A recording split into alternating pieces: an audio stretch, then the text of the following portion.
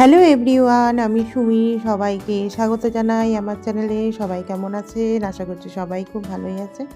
আজকে আমি আপনাদের সাথে শেয়ার করব বাড়িতে বেঁচে যাওয়া ভাত দিয়ে একটা সিম্পল রেসিপি। বাড়িতে যে রেসিপিটা বাচ্চা থেকে বড় সবারই খুব পছন্দ হবে। তার জন্য দেখুন, আমি একটা নিয়ে নিয়েছি মিক্সিং বোল। তার মধ্যে দিয়ে দিলাম কিছুটা কাঁচা লঙ্কা আর আদা। তার সাথে দিয়ে দিচ্ছি রসুন। দিয়ে এরপরে এগুলোকে একটা পেস্ট তৈরি করে নেব। আর এদিকে আমি নিয়ে নিয়েছি চিকেন। আমি এখানে বোনলেস চিকেন নিয়েছি। চিকেনগুলোর মধ্যে ভালো করে পাতিলেবুর রস দিয়ে চিকেনটাকে, আর তার সাথে দিয়ে দিচ্ছি গোলমরিচের গুঁড়ো, পরিমাণ মতন লবণ। তার সাথে দিয়ে দিলাম আদা, কাঁচা লঙ্কা, রসুন বাটাটা। আর এর সাথে আমি সয়া সসটা একেবারে অ্যাড করতে ভুলে গেছি, তাই আমি পরে সয়া সসটা এর মধ্যে অ্যাড করে দিচ্ছি। দিয়ে এগুলোকে ম্যারিনেট করে রেখে দেবো কম করে 20 মিনিট মতন। চিকেনগুলোকে ভালো করে মেখে এগুলোকে 20 মিনিট রেখে দিচ্ছি। আর আমি এর মধ্যে দিয়ে দিলাম কিছুটা সয়া সসটা আগে দিতে ভুলে গেছিলাম, তা আমি এখন এর মধ্যে অ্যাড করে দিলাম। দিয়ে এটাকে মেখে রেখে দেবো 20 মিনিট মতন রেস্টে।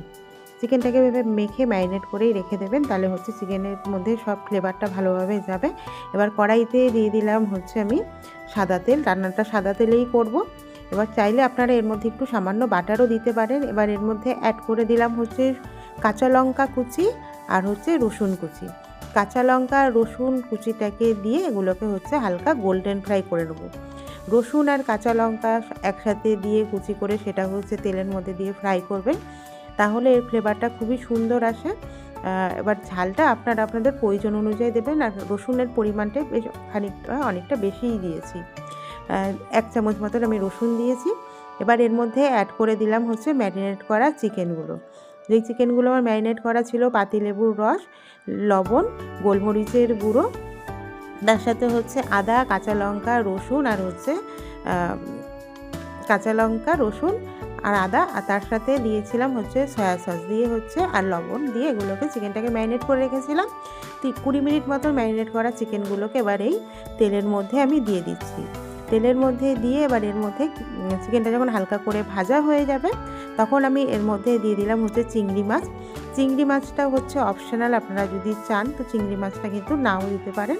চিংড়ি মাছে অনেকের সমস্যা থাকে, তো চিংড়ি মাছটা চাইলে অপশনাল, থাকলে দেবেন, না থাকলে নাও দেবেন। এরকম চিকেন দিয়ে এই রেসিপিটা তৈরি করে নেবেন।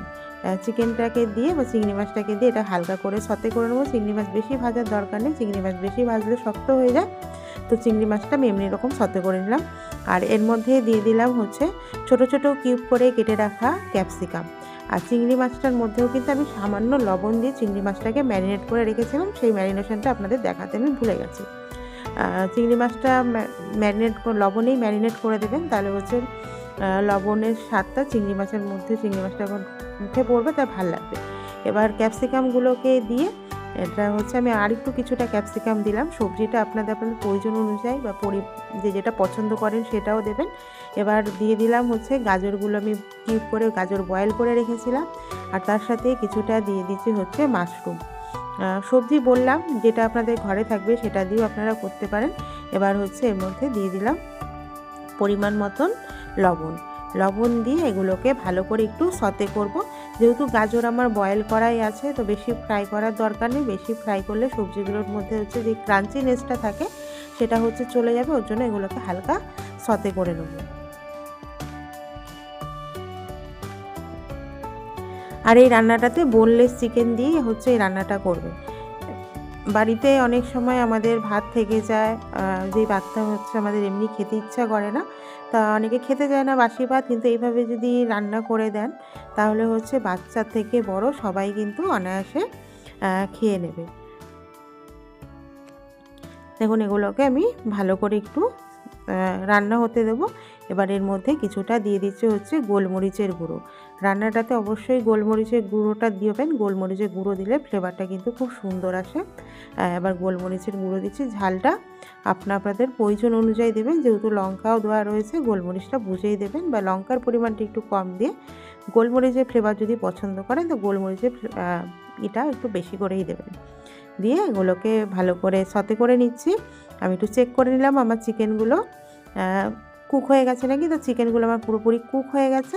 এবার এর মধ্যে আমি দিয়ে দিলাম কিছুটা মটরশুঁটি। মটরশুঁটিটাও অপশনাল, চাইলে দিতে পারেন, না চাইলে নাও দিতে পারেন।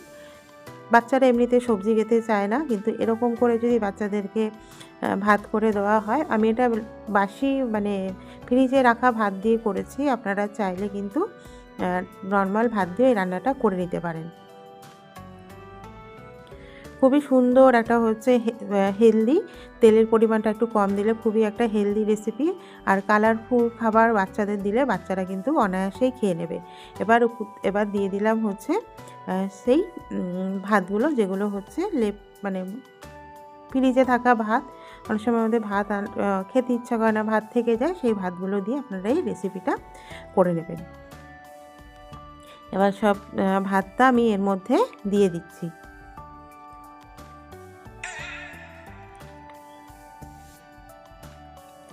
এবার এগুলোকে আমি ভালো করে মিক্স করে নেব। এবার আপনারা চাইলে আমি এর সাথে আর কোনো আলাদা করে যদি পছন্দ করেন এর মধ্যে একটু কিন্তু আলাদা করে সয়া সসও আপনারা দিয়ে দিতে পারেন। আমি আর দিইনি, যেহেতু চিকেন ম্যারিনেট করার সাথেই হচ্ছে ছিল। আর বেশি সস দিলে অনেকে পছন্দ করে না।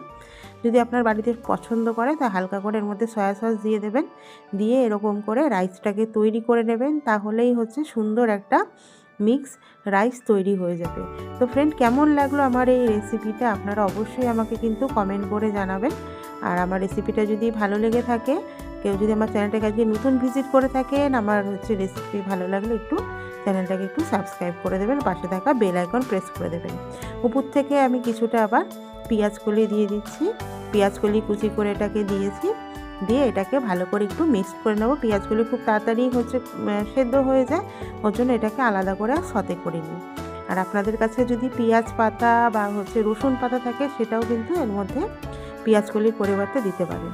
দেখুন ফ্রেন্ড, রেডি হয়ে গেল আমাদের বেঁচে থাকা ভাত দিয়ে চটজলদি একটা মিক্স রাইস। আমার এই রেসিপিটা কেমন লাগলো কিন্তু আপনারা অবশ্যই আমাকে কমেন্ট করে জানাবেন। আর যদি রেসিপিটা খুব ভালো লেগে থাকে, তাহলে একটু ফ্রেন্ড আর ফ্যামিলির সাথে আমার রেসিপিটাকে আপনারা শেয়ার করে দেবেন। থ্যাংক ইউ সবাইকে অনেক অনেক ভালোবাসা। সবাই খুব ভালো থাকবেন, সুস্থ থাকবেন। আবার দেখা হবে আপনাদের সাথে নতুন কোনো একটা রেসিপি নিয়ে। আর আপনারা কেউ যদি আমার কাছে অন্য কোনো রেসিপি দেখতে চান, সেটাও আমাকে কমেন্ট করে জানাবেন। আমার পক্ষে যদি সম্ভব হয়, তাহলে অবশ্যই আমি আপনাদের সাথে সেই রেসিপিটাকে শেয়ার করব। টাটা সবাইকে এতক্ষণ ধরে আমার সাথে থাকার জন্য। সবাই খুব ভালো থাকবেন, সুস্থ থাকবেন। তো আজকের মতন আপনাদের থেকে বিদায় নিচ্ছি।